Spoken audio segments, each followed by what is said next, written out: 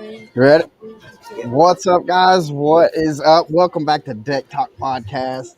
And I'm Colin Burnett. And I am Norman Lee.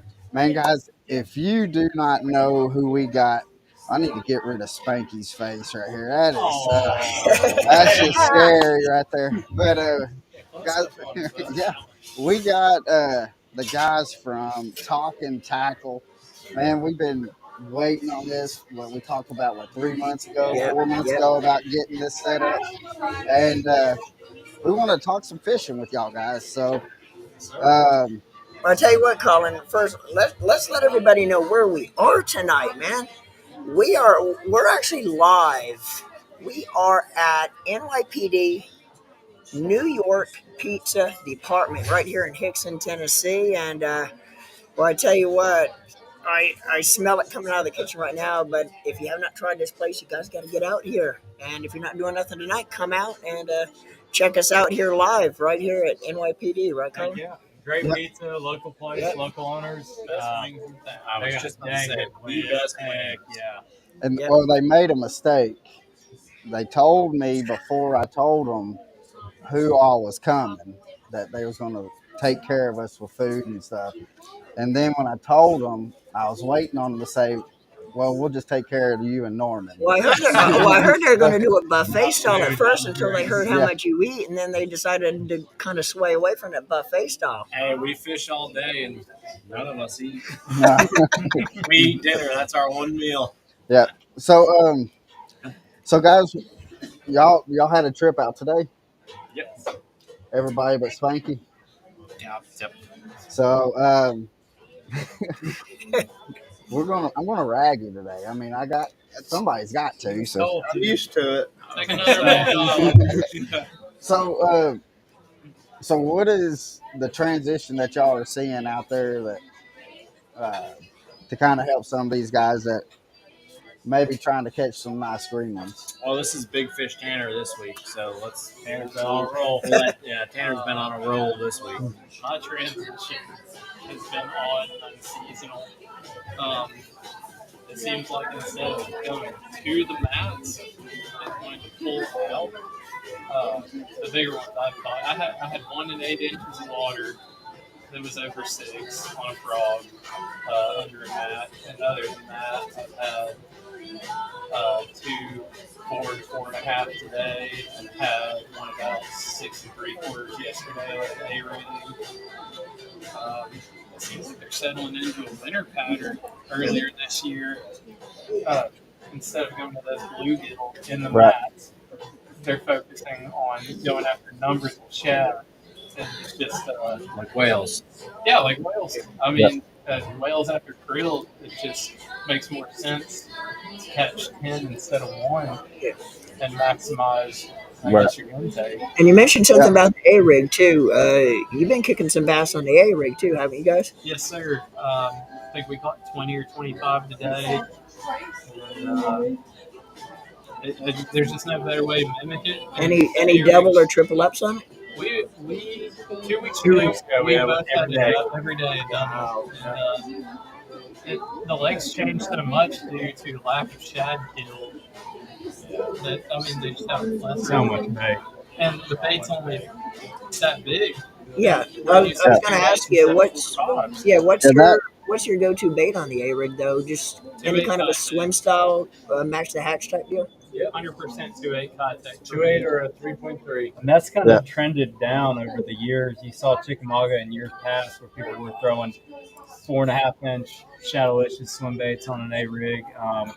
It was also a new bait. Fish hadn't seen it, and they were a lot more likely to eat it. But over the years, I don't know if the baits got smaller or the fish were keying in on that, or they're just Warmer used winters. to seeing that. Yeah, warmer Yeah. winters. Used to seeing that A rig, but now, I mean, you really have to downsize on this lake to get bites. Oh, yeah. Small baits on an A rig.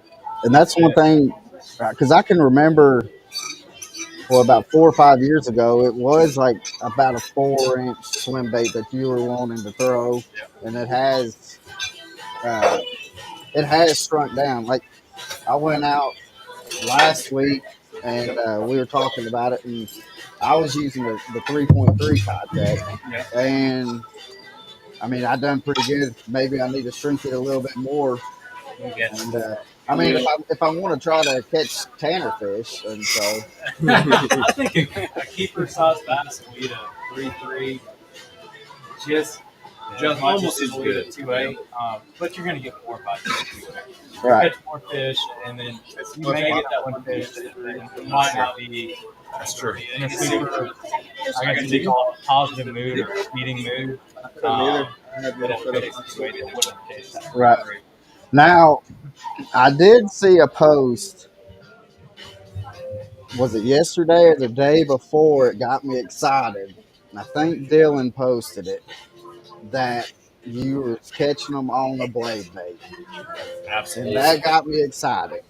Yeah, I was never really threw a blade bait up north, and I know it's a big thing up north, but I was introduced to it by Greg down here, and I think the first 10-pounder I ever hooked was on a 1/4 ounce Mickey ball on Greg's boat, and so that's something that we use a lot. And it's not just in the winter. I mean, you can catch them all summer long out there on those ledges on a that's- blade bait. Yeah, Firing up the school. Yeah. Yeah. Great way to. Well, and that's what I try telling people is when they'll ask like, what did I catch them on in the middle of summer, and I'm like, the Mickey ball. Yeah. And they're like, that's a wintertime bait, and I'm like, nah, you just every time. Like it is. And, yeah. Always have one tied on. But no, right now it's just straight reeling it in the grass. So my fish this week have all been between 8 inches of water to maybe a 1.5 feet, maybe 2 feet of water in that grass, and you just throw it to the edge.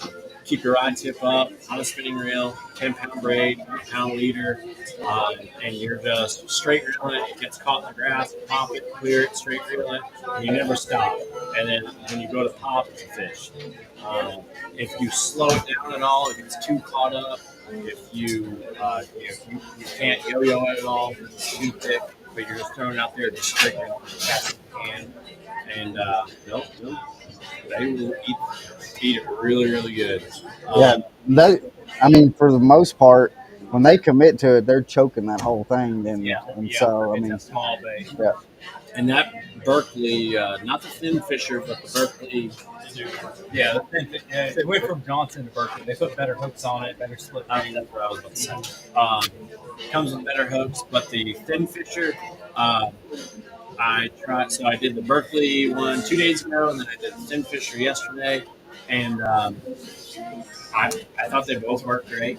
They both had an awesome amount of vibration, cleared the grass really, really well. I think with a Thin Fisher, I might hook one size bigger, like a number 8, treble hook on the back. On the back, but you don't have to worry about the hooks. Right. Yeah, way more gap. You don't have to worry about the hooks catching each other at all. Which is really cool. And then the colder it gets, the slower you're going to fish that. So right now you're maybe casting and reeling in 0 to 3 feet of water, and you'll just follow that bait. And it's pretty cool. We can see it at Chester Cross how in the winter fish will start feeding in the morning in 0 to 3 feet of water, and that same school of bait will move from 3 feet to 25 feet from 7 a.m. to 5 p.m. It'll just slowly go out deeper. now how, and y'all can say you don't want to answer, but I know the answer. But how do y'all track where you're trying to follow bait? How do you? Birds. Birds. Well, even if you don't have a live scope, you don't need really nice electronics in the winter. You can go out there, and I've done it in a kayak. I already know what My first year guiding a total of boat truck, and I've on boat for 6 months. Great. Oh yeah, It's kept me going. I remember what we was talking. We were all at Talking Tackle, and you was talking about because what Spanky came in and said that had a bad. He had experience, and then Bad boat. you tried to help him, make him feel better, and then they were telling, well, this is what happened to Tanner. That's a bad boat. One of the first boats I borrowed was a Bass Cat, and I told say thank you to Randall so much, and Greg Kramer, and Dylan, Thomas Scott for keeping my dream alive. But I've learned to go front depth finder in the winter. And the best part went blow to blow with Dylan. And at the end of the day, he'd be like, how in the world are you doing this? And it was just, if a bird's head hits the water, I'm there. And it would be like I saw it, shrug my shoulders, and be like, well, cast at it. Yeah.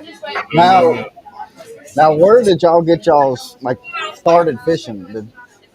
I mean, I know Dylan's don't from know, up man. north. That Nobody in my family fishes. did you lose a bet? No. Did you Spank you at the time. did you guys have kind of an idol or somebody you looked up to growing up that might have kind of drove you to I what you're just doing always today? enjoyed it. I mean, growing up, and my dad would take me, or a family friend would take me one or two times a year.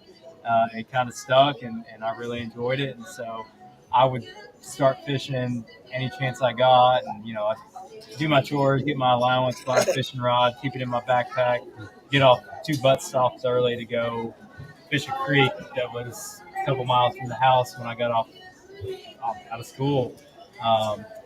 Or I'd get off work, go fish from the bank when I was a teenager, and just fished every chance I got because I enjoyed it and met some great people and learned a lot from people fishing from the bank. I mean, you don't need a $100,000 boat, really nice electronics. There's guys out there that are fishing from the bank that are just as capable and competent as anybody.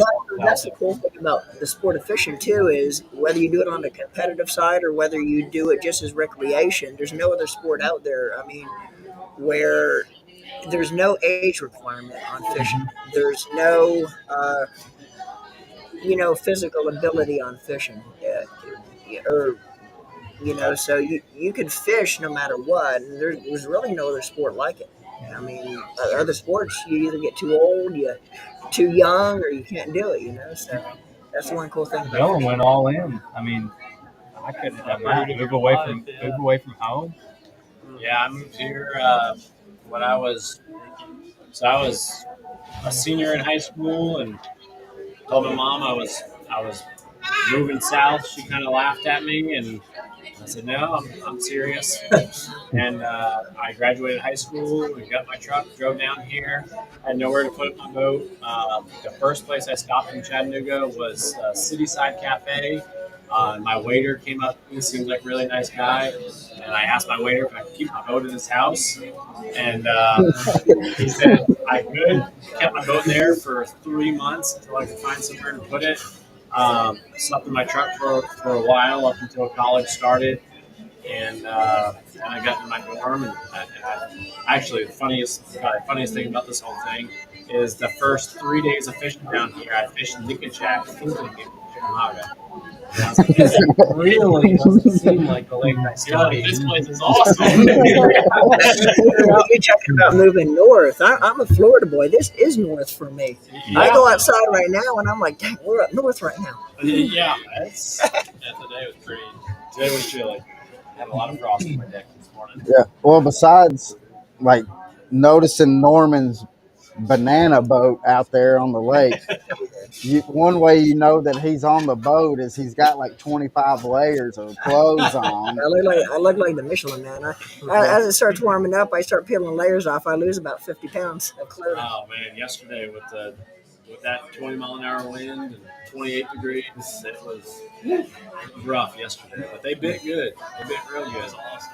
Yeah. Now, what is y'all's favorite technique to use? It don't have to be during the fall. It could be any time. What if you had a technique that you? I mean, for me, every time anyone that ever asks me that question, it's an ounce and a half or ounce and a quarter, 1 ounce, ounce and a quarter weight, flipping a big weight in the grass. That's my number one way. I'm with Dylan, punching grass. And it's a kind of short window on this lake. It's not, but you can go an hour away on Gunnersville, and you can punch grass and catch fish. Yeah, probably 12 months a year. Like, Wacky big weightless Seiko. I was spinning rod in my hand. God, that's a good one though on this thing. great fights. My biggest client fish so far this year at 937. It's horrifying. What's yours, Parker? I like a rattle trap. Ooh, that's good. That's a I'm good a one. big fan of a trap. That's a good one. That was my biggest bag.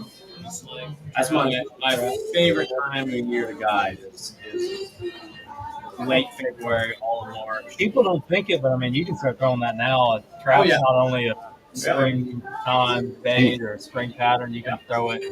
My biggest bag ever in my life with Coach.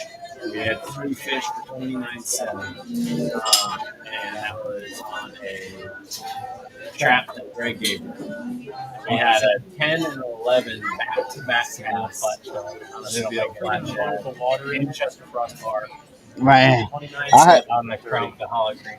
Yeah. and I thought I done good. I had my biggest 3-fish bag was a little over 23. That's And, huge. That's a giant bag. Too. and I lost one over 10 at the boat. My dad went to net it and hit, and all of it was caught on a Demiki vault. And my dad went to go net it, and you know how like when the bass you're ready to nip to net it, that they'll kind of roll a little bit on you. Well, he just stayed straight up, and my dad, and I was like, nope, nope, nope, and then I haven't he experienced just that. he went right up underneath the boat, and when he went to go underneath the boat, all you heard was the net hit the Demiki vault, and it just Got came stuck out. in the net, didn't it? No, it actually went flying up over. Have you ever had one swim into the net when it did one hook? Mm-mm. One time I've had that happen in a tournament. And I was like bringing the net up all bummed out. And I was like, oh my God. It's in there. Crazy. What are you doing? But no, that rattle trap bite, Parker is right. I mean, guiding wise, that's probably our longest window. All of February, all of March, all of April. It's probably one of the most Come fun here. because you're catching numbers and you're catching size. Best chance all year at a big one is Absolutely. A warming trend in February. February, March. Trap, and Gatabait, and A-Rig. And usually when that warming trend comes, it brings wind with it. Yeah. And that's, you can almost call it. Like, you can see it on the forecast, and you can see, it's going to be 35 degrees this day, 40 degrees this day, and then 50, 55, 50, and you can see that 10 mile an hour wind, and you can look at each other and be like, we are going to smoke on the track. Yeah. It's funny, like December and January, if we see a high of 45 and rain, we're so it's jacked on. up. Oh yeah, that I mean, That's the majority of our cancellations. Yeah. But now, after guiding 5 years, it's like we have lists of people that we can call, or they'll call us. They know what's up. And they'll be like, "Did your client cancel yet? Did your client cancel yet?" And as soon as that client cancels, they book you because they know. Parker just started guiding too. Yep. He got his captain's license. He's ready to go and looking at buying new boats for next year and pursuing it as a career. All right, good deal. Awesome. He's had a couple so far. Doing good. Doing good. Yep. Even with the boat issues, he had a good day. I need Greg to borrow me a boat, loan me a boat. You're the last guy on Chickamauga Bar that boat. but I mean, and y'all know with being guides that I mean having boat issues it's all part of it. All par for the course. So, Or owning a boat, period. so I mean, don't let them give you too much of a hard time unless you. It happens all of us. So, Absolutely. but I did bring something up earlier that I do want to talk about. Let's talk about some dollar bills. There it is. Let's Oh, talk there you about go. it. Sorry, Parker. I want to hear about the dollar bills too because I heard you talking about it earlier. And I don't know too much about what the story is behind the dollar bills. I want to hear about this.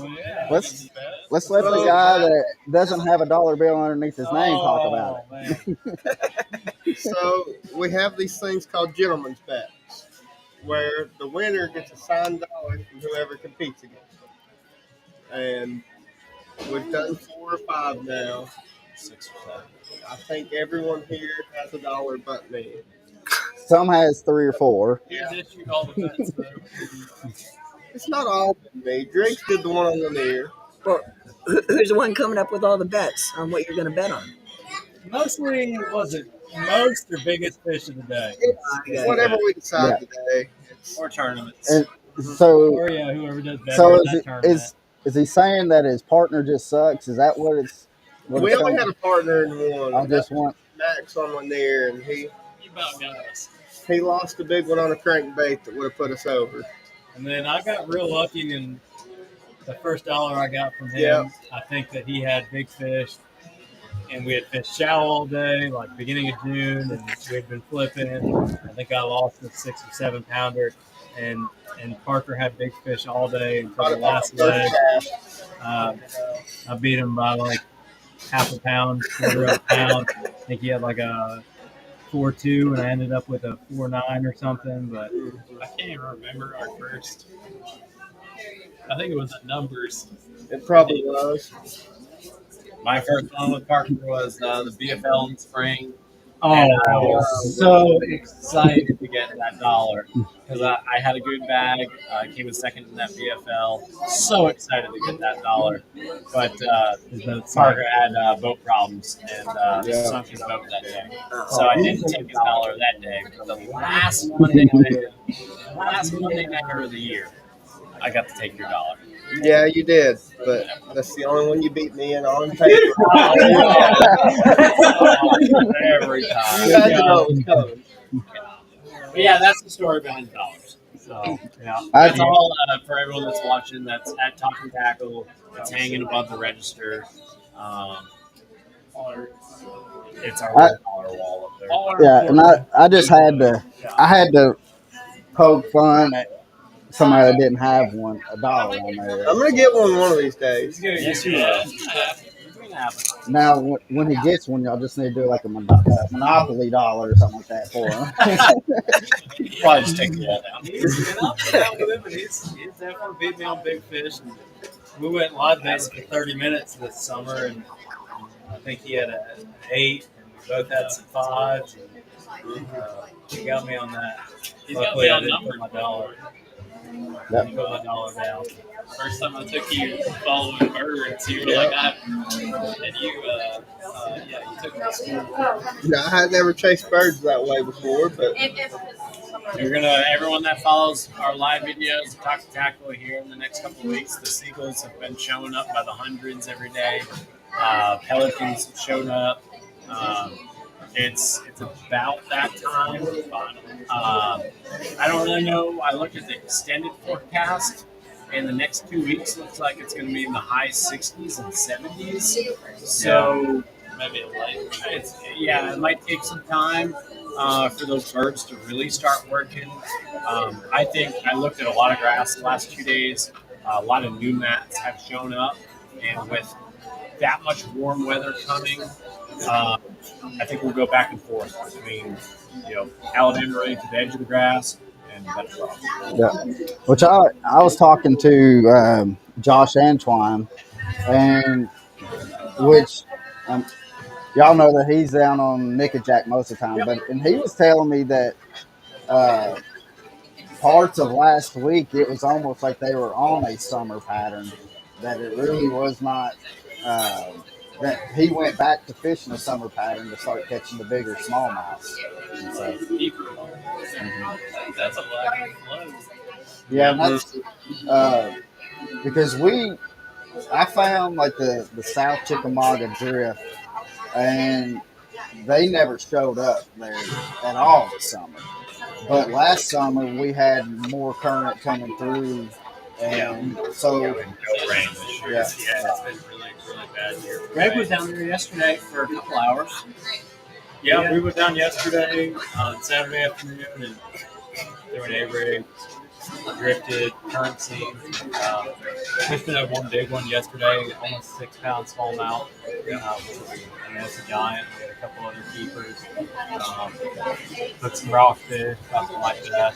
But I think since I moved down here, the only thing we really throw down there in the dead of the winter when we're together, me and Greg, is an Alabama rig. and we've got some absolute giants down there. What was it, Halloween? Actually, when we threw a spook? Or was it Thanksgiving? Down the middle of the current. I think it was Halloween. Was it Halloween? Yeah, rainy Oh and my god. cold. And, Yes, just drifting down the middle of the current, throwing a spook. That was awesome. and they'll come up and eat it. And same on Chickamauga. I mean, those fish are going to eat the top water until the water gets to the low 50s. So you kind of lose the number of bites that you get. But if you keep throwing a frog and a buzzbait and into early December, like the My numbers go biggest down, the frog size fish goes up. Now, December 22nd. yeah, y'all need to stop talking about a topwater spook bite I'm about to because walk Norman will go out into there. this building right now, grab my boat, and hit the Yeah. lake. Talking about a That's one Oh, thing. He it's game time down there Big right spook now. guy. Oh yeah. That's where you need to be. I don't care what time of the year it is. I'm always going to have a spook tied on. It might not be on the deck, but it's going to be Oh, yeah. at a ready to fingertip go. grab in my rod locker if I want to pick it up. I think I have a jerk bait tied on 12 months a year. I think if there's a bait I have tied on 12 months a year, it's probably a mega bass. Yeah, it's the same. Yeah. Yeah. And that's another thing people kind of stereotype into. That's a spawning, post-spawn pattern. It's Um, all year. Oh yeah. Yeah, whether it's weighted a little bit. Yeah. I mean, I think the majority of my giants this year have eco rig LD. Yeah. It was Same. freakish. Same. Finally, had no current. Well, it finally turned you to the dark side. That and better. The thing about a Senko bite too is the Senko bite can be Yeah. the Senko can be used anywhere around the country. Yeah, absolutely. It works anywhere you go, no matter what lake you fish. I think for me, if I had one bait that I had to throw 24/7, 365 on any body of water, very fucking Senko. I don't know that anyone would say anything different. I think it's a hitworm. Now we got a question that says, A hitworm can be thrown into the argument now. we got a question from one of the guys asking where, if you had a place to fish anywhere in the United States, where are y'all wanting to fish? Anywhere in the U.S., Anywhere you're gonna pick Nickajack over anywhere in the U.S. I'd say O.H. Ivy or St. Clair. Anywhere. We got Toho. I think Toho, really? There you go. That's my My, favorite my place. man right there. You like Toho? I mean, I've had. Yeah, I mean, honestly, that's a tough one between Chickamauga or Toho. I love smallmouth, I do, and I would say Champlain, St. Clair, St. Lawrence, and Dale Hollow. But there's something about people ask me all the time: do I ever get sick of diving? Do I ever get sick of being on the water every day on the same body of water? But on Chickamauga, you have that feeling of every single cast could be a fish of a lifetime. Yeah. And there's certain bodies of water you can't really get that feeling. Yeah. So, I would say like St. Clair, Dale Hollow, Champlain, you don't really have that feeling of catching a 10, 11, 12, 13 pounder. But on Chickamauga, on Nickajack, on Toho, you do have that feeling every day you're on the Well, I'm gonna blur out the middle one when you said Nickajack. You don't back it out. The best body of water in Tennessee. It's the best kept secret in Tennessee, Nicky. Well, it's not a secret though. Not no more. Stay away from Not no more. Yeah, I mean that's why everybody overlooks it. They're like, Yeah. what's this little piece of crap like in between guys? Well, chicken. Right.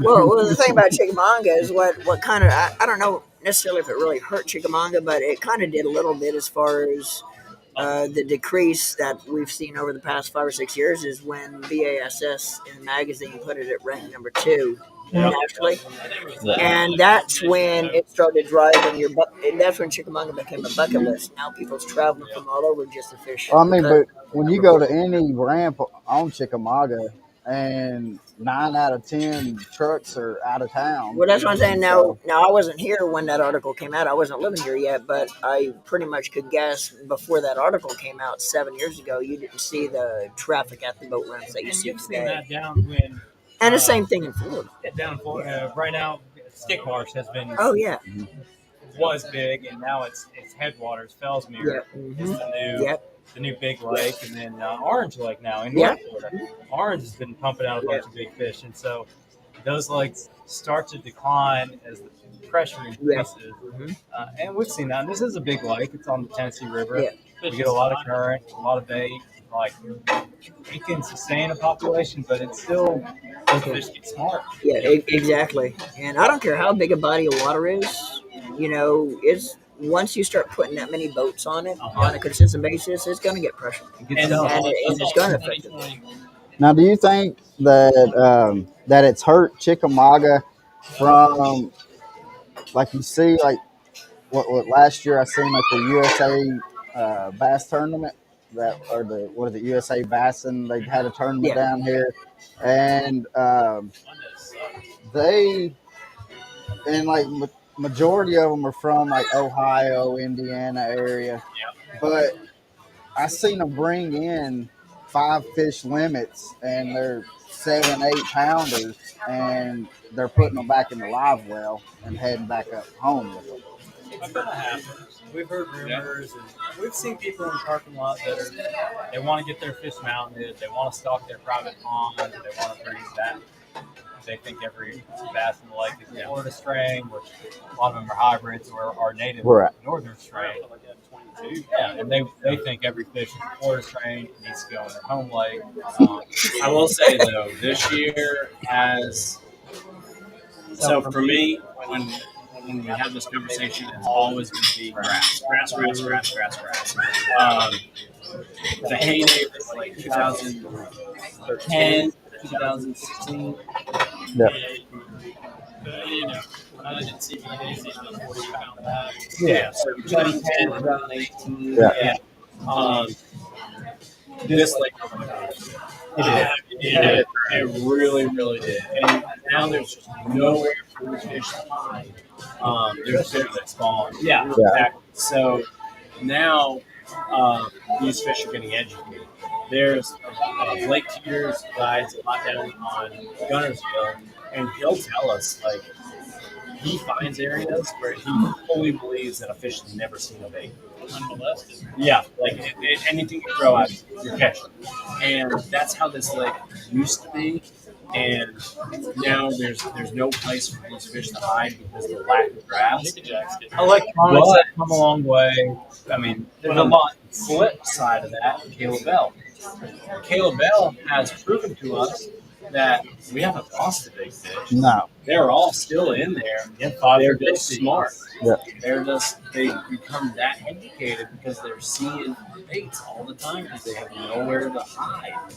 And I mean, Caleb was in the summer. Shoot, he was catching what 2 10s a week. He would complain to me about a 30-pound bag. He said, "Oh, we had 30 pounds. We didn't have anything big." Yeah. You have to bless your heart. 10-pounders a week. Yeah. And if you follow him in January and February, he'll have a 10-pounder a day. Yeah. Oh, and the thing is, during that time, it's nothing for him to pull out a 40, 45-pound bag. And, Every week. and So that shows to us artificial guys that they're all still there. Yeah. You know what I mean? I know live scope saying Dylan, Greg, and I have only had live scopes since January, like the full year. This has been the best Big fish year. the best fall. Yeah. Late summer Especially we've ever had in our entire lives. To be able to scope around and see a random brush pile, Live scope has been huge. a clump of grass. Yeah. I mean, dude, Our I think we September all had GNC, like, it was our best tournament season ever and, for and all of us. the fish, like, It was awesome. traditionally, fall fishing is really tough on the Tennessee River. And I feel like you're able to follow them now from like ledges to isolated grass, Or flats. flats, brush piles that are on humps, close to deep water. Like, they may not be schooled up like they were on a ledge or like they are a rattle trap, or even in the winter when they get under birds, they can really schooled up. In the fall, they're kind of spread. And when you can find that deep grass that a fish may have been in for a couple of weeks, not been fished for, because they're definitely still in ledges. I mean, Caleb's caught them till now, but Yesterday, last week, yeah. but you try to catch them on artificial, and it is Not happening. Not happening. That, you know, just the way it's set up. God, taking the guesswork out of a grass line. Mhm. It's made us so efficient. Like I can pull up and I'm like, hey, it's 40 feet that way. Yeah. Just half cast it. Right. Live scope Well, is see, and that's great for boat positioning. that's one thing I've got to learn with having the active target too, is when it says that it's 40 feet and I pitch it out that I think what is 45 feet or so, and it's like, I'm throwing it like 65. When it's 20, it's like when you're that pizza. I'm Right. like, dang it. I'm at the wall. It's hard to get used to, So like, true. where mine is set on 100 most of the time. And if I change it from like 80 to 120, my cast to target is completely off. We all started at 100. We are at 100 feet, like, I can about hit a nail on the head, but if I put it at 120, I'm shorting it, or if I put it at 80, I'm overcasting it. And you taught me if I'm searching for something, 150 seems like the distance for me. To find grass, brush. Yeah, I'm just searching for it, right? and dude, you'll never find brush on side engines that you'll find on forward facing. Cane piles and PVC, stuff that's hollow. Like if you get too close on the side engine, like within 40 feet, I feel like you're not gonna find it. Yeah. Do you think that that the bass are getting used to the ping from the forward-facing sonar? I've seen it.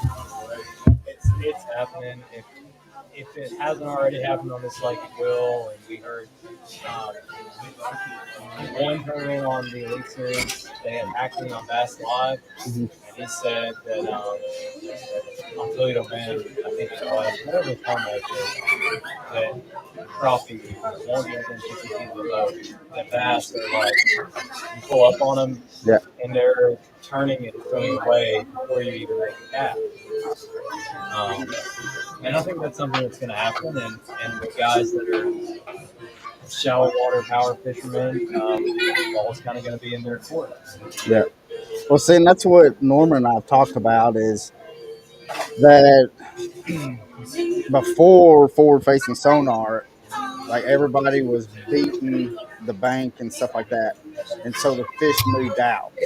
Well, then now with the forward-facing sonar, now the fish that's moved out to the ledges and stuff like that are getting pounded. And I was like, this past year, I've caught more fish up shallow this year than I have within the last 4 or 5 years, I'd say. I've seen it awkward in between. Right. Like that unchecked on chicken hog anyway, 14 foot range where you're just like, there's nothing there, there's no contour, and you just go with that. Yeah. And you're just like, holy crap, there's 600 Now, the rule of thumb on offshore fishing or ledge fishing is certain times of the year the fish are going to start transitioning in. Do you feel that, Okay. or is there, in your opinion, bass that are resident ledge fish that stay out?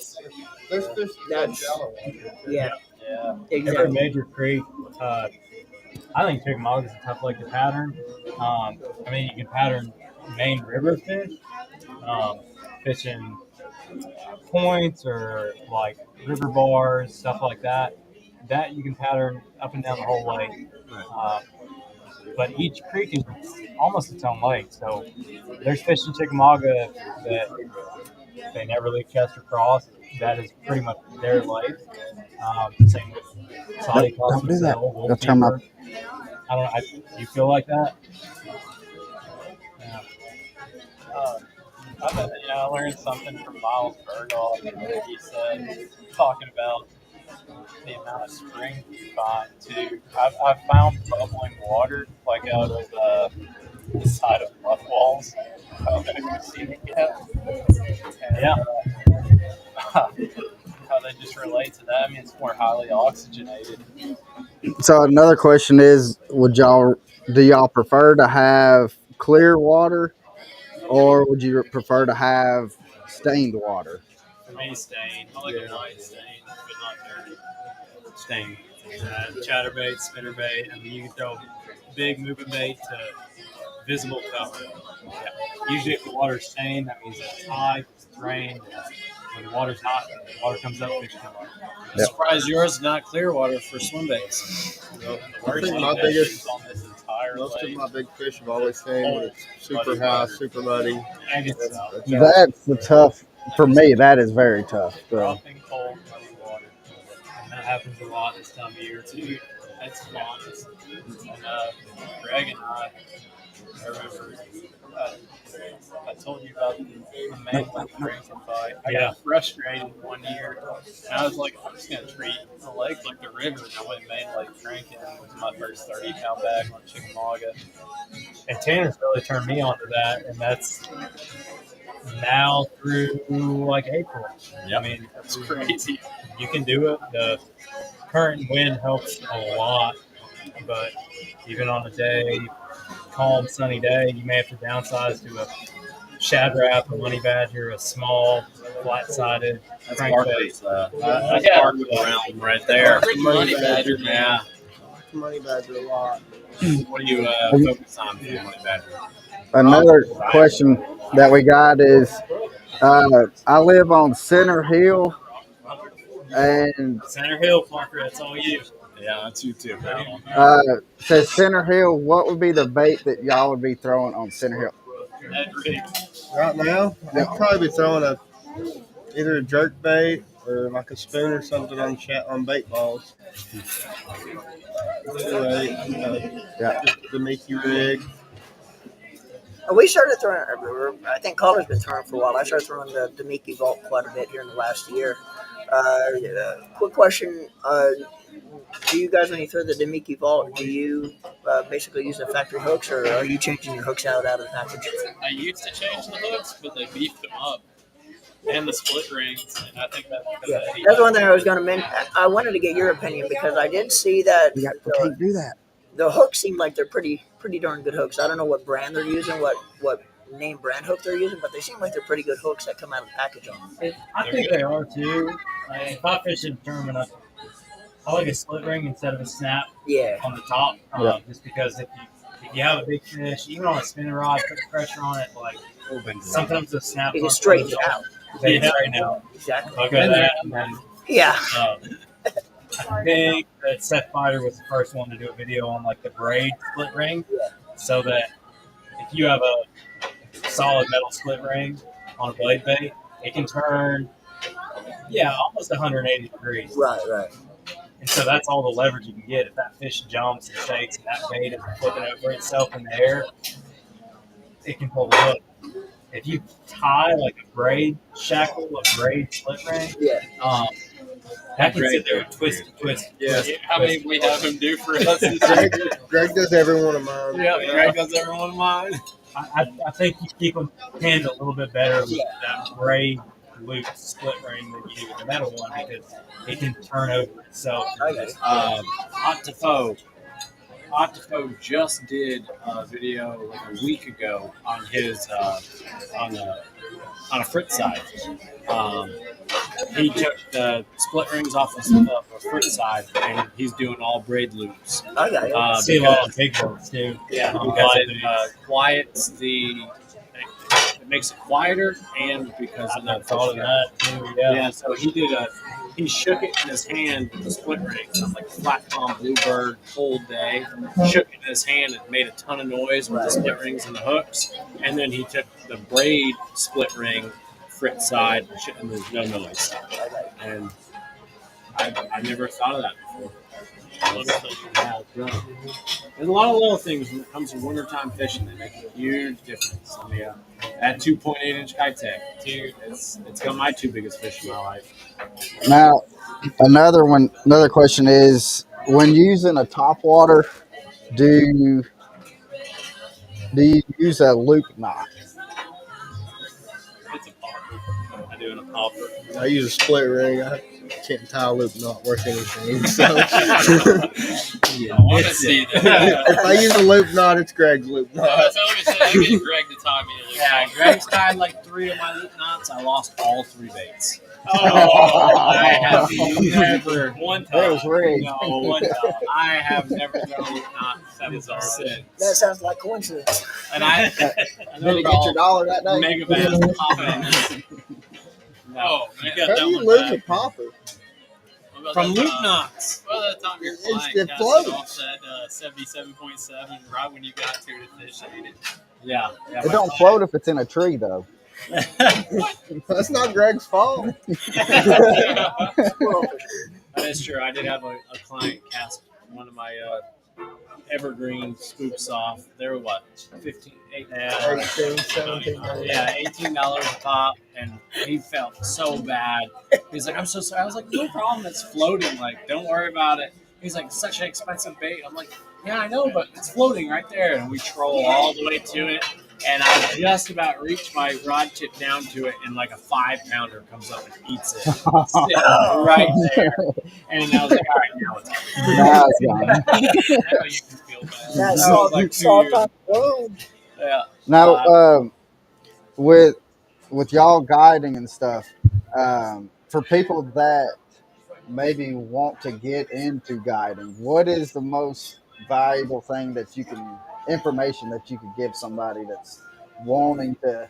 I'm on the water. I'm on the water. Yeah. Every day. Number one, It's, spend time on the water. When you're growing up as a kid and you don't have a boat, go down to the bank and learn to craft. Nobody can make you do it. You got a day off on Saturday or Sunday. It's not a day off. It's not a day off. If you don't book a trip that day, you don't sit at home. I'll be like, there are days 3 years into it now, I may stay until 9 a.m. before we get a thing or two done. Right. You gotta get I'm out on the there. water.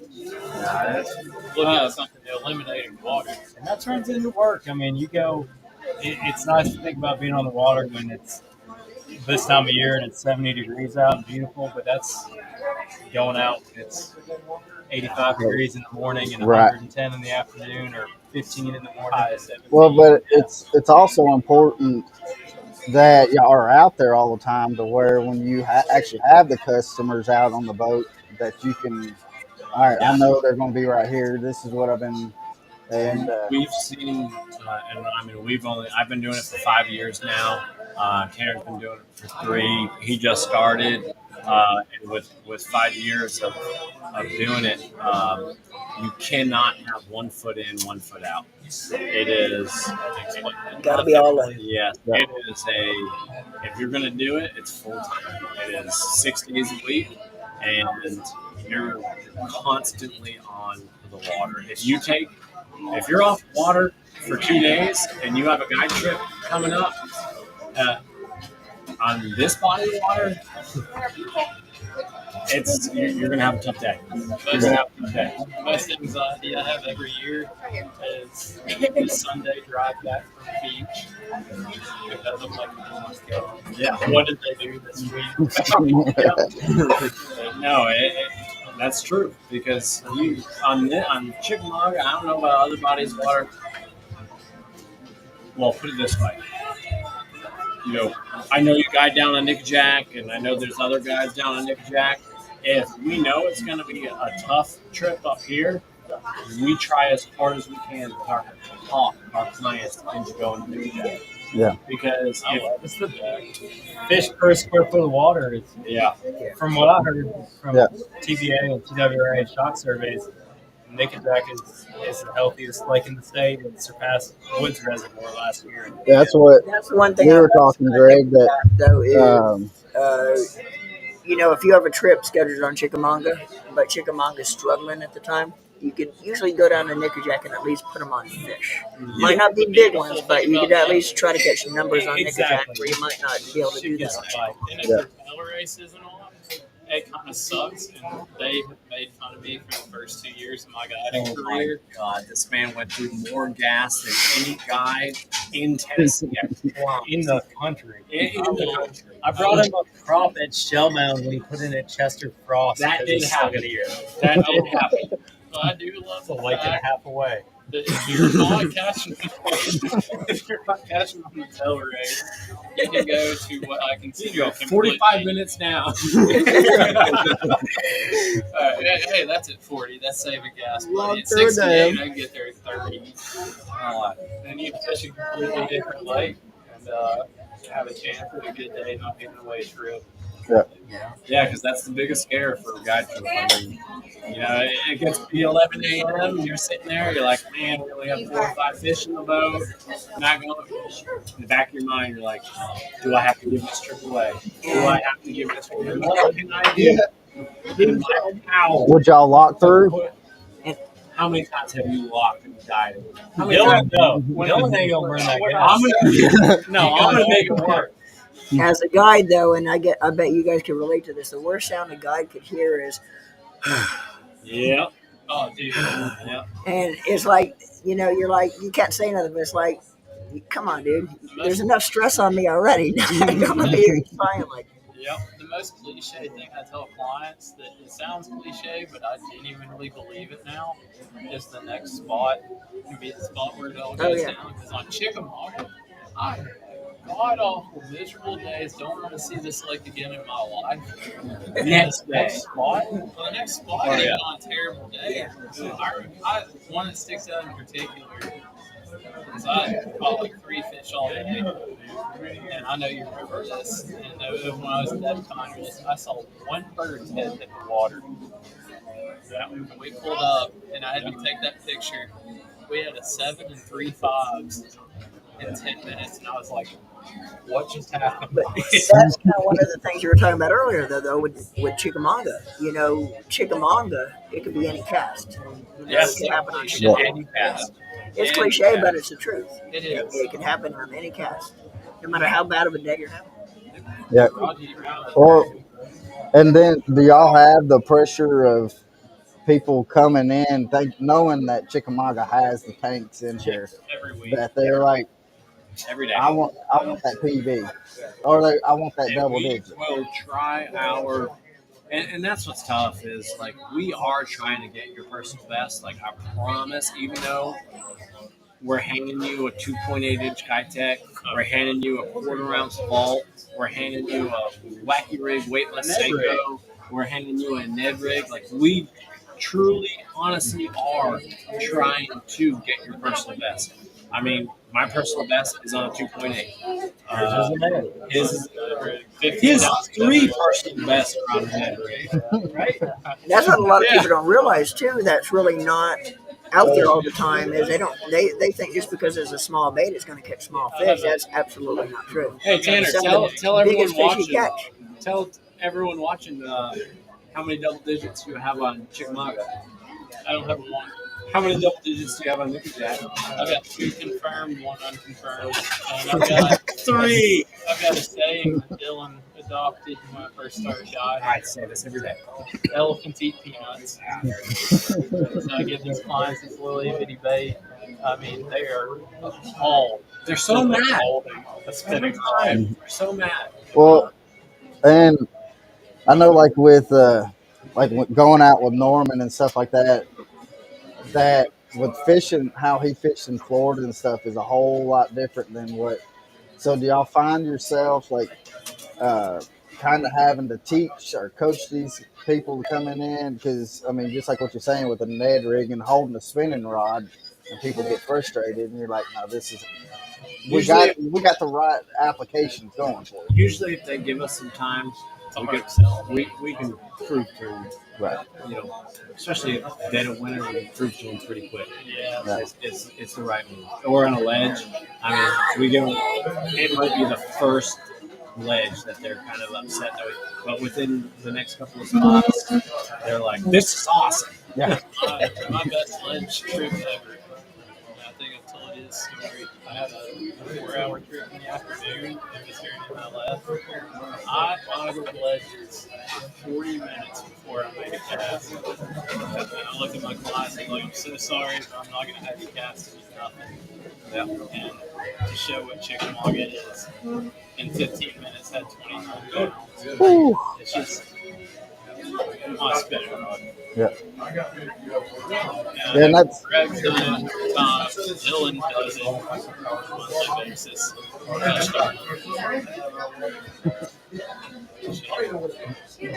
So, well, we're at 54 minutes. We won't hold y'all too much longer because Pizza's getting cold. I know I was about to say we It's got like an pizza. eyeballing that pizza And, sitting over there. Me too. The fat boy right here is hungry, and I'm talking about myself, though. But If I could talk about the tackle shop for a Yes, second. yes. So everyone that's watching, all of us here, Talking Tackle, we started our business 2 years ago. It was a dream. I know for me and Greg, when I first moved here, I met Greg first out of all of us, and we always dreamed about owning a tackle shop. And how cool would it be for to fish on tour and to rig our rods and at our own place? And that dream was able to come true 2 years ago. Give a huge thank you to Sean and Chelsea, grower, the grower family for making that dream come true.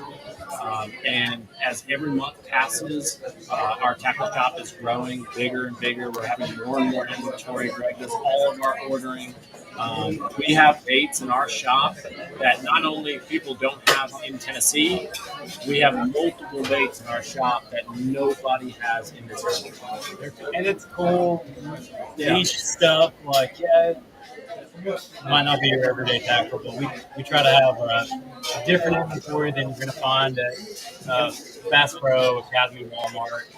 We try to not conflict with other tackle shops. well, it's like the Berkeley switches that I was looking for them, and then I come in there, and then you got a whole wall of them. I was like, heck yeah. Our wall is 3 bedrooms, comfortably, and everyone sleeping too. We've had some guys, college dudes. You can put 5 or 6 in there. Yeah, you can. And we've got regulars. It's just it's affordable. I've had guys that stay at Holiday Inn there saying it's cheaper to stay with us now, and we're proud of that. Very clean, very comfortable bed. Well, and they also have, you got the garage too, right? Yeah, 2 garages and a carport. Carport. Thank you for the CPA win to get a carport. That's the first thing I noticed when I walked into Talking Tackle is how, I was very impressed with how it looked inside. Thank you. As a customer or a fisherman walking into a tackle shop, your first impression is going to be your best when you walk into a place. And when you walk into your store, it gives you the wow factor. And you're not even in the big tackle part yet. You're just wow when you walk in the front doors and look at how you have it set up, kind of your corridor going in. But as soon as you turn the corner to the right, and then it just hits you, the well-stocked, well-maintained. And another key thing, too, is the fishing anglers like to shop in a very clean and neat store. Yes. And you have all of the above. So That's what we try. Definitely, if you're in Dixon, anywhere in the southeast Tennessee, you're on Chickamauga, Nickajack, highly, highly recommend. If you need a bait, chances are Talking Tackle is going to have it. If we can't have it, we'll do our best to get it. Give us a couple days if it's something you're looking for a tournament. No problem with special ordering stuff for people. And we want to be part of this community. There's lots of tackle shops all around Chickamauga. We want to work with them. Absolutely. It's a great place to be. If you like bass fishing in East Tennessee, we're living in an awesome place. And a couple things. One thing, Norma and I want to tell y'all thanks for every time that we do like a benefit and stuff like that. Yes. Y'all jump on it, and y'all go way beyond what y'all need to and stuff every time that we come in there and say something to y'all. When we first started, our motto is no secrets. We want to help people. Greg I've watched him do it time and time again. He will go fishing and he'll catch a bunch of fish and then he'll come back in. The first customer that walks through that door, hey man, you gonna go fishing today? Yeah, I am. Hey, I caught him like crazy right here, and pull up his map and show him the exact way. Go have fun. I mean, I watched him do it like 7 times last week. So, yeah.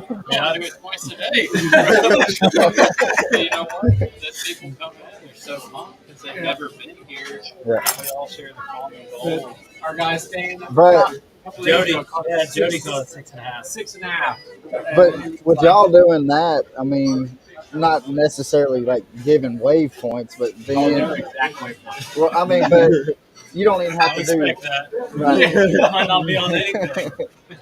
But he'll give you a always wave. on fish. Always. But I mean, but how open y'all are Yeah. I mean, that's is you might not have that person to come in at that time and stay at the lodge, but the next time they come to Chickamauga, they're going to be like, hey, I went to this tackle shop, they got a lodge, and they're at least going to come by the tackle shop. And Dylan and Tanner are giving you guys baits every day. If you, I mean, like, and part of it is finding those fish and finding active fish and boat positioning. That bait might not work if you just throw it in the middle of the channel.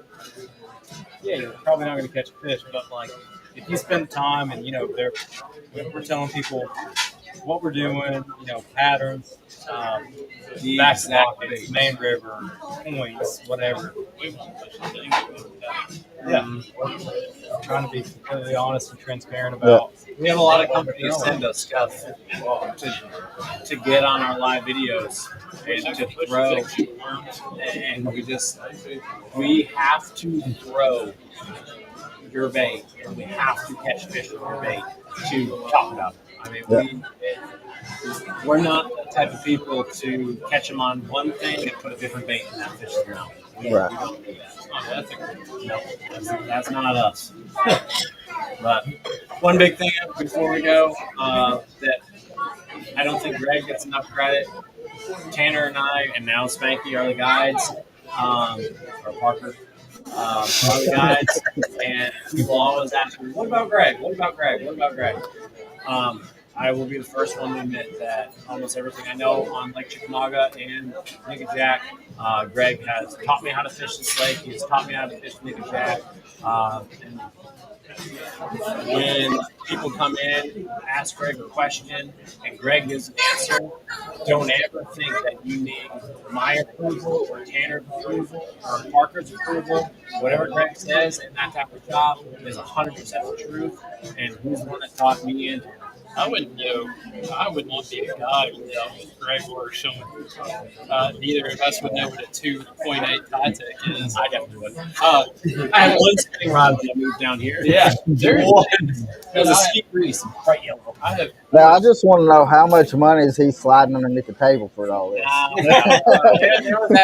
got good I friends. got $800. The biggest blessing in my life is the people I've been around myself with. We get to work with our best friends every day. So Well, the thing is, it's tough to leave.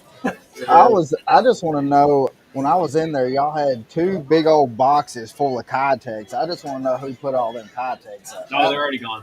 Yeah, those are gone. Our 2-way wall is looking really thin today. I think we have Kytech coming tomorrow. If not Monday, so yeah. I'll be buying the rest tomorrow. I had a guy come in yesterday and bought about 30 packs. So Yeah. Well, when it's the jam, it's the jam. I mean, And real quick before we end this thing too, a shout out. Remember, we are actually live at New York Pizza Department. Can't wait to eat that pizza over there. It's like an awful Yeah. tasty over there. But if you're in this area, in the Hickson, Chattanooga, Cleveland, anywhere in this area, you gotta check them out. The best Italian cuisine in this area.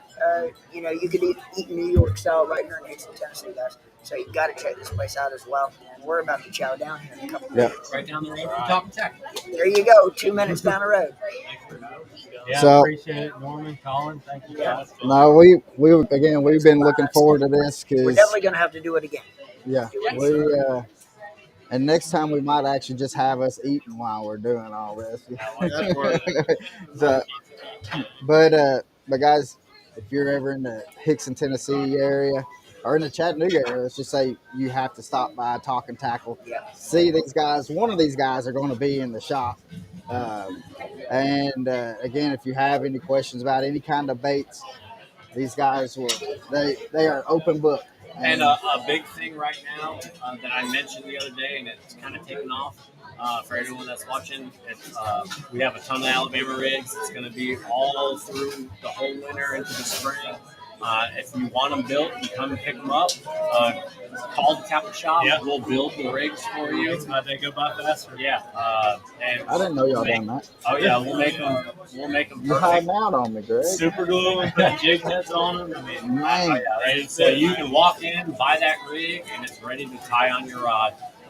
Spray them out for We'll you. even tie it on if you bring your rod in. Yep. yeah. man. I can't beat that. But yeah, I wanted to throw out there. We'll build rigs all day long. Yep. Good deal. So, guys, thanks again, and Appreciate it, everybody. we thank y'all for coming on. And let's go eat some pizza. Get some Sunday.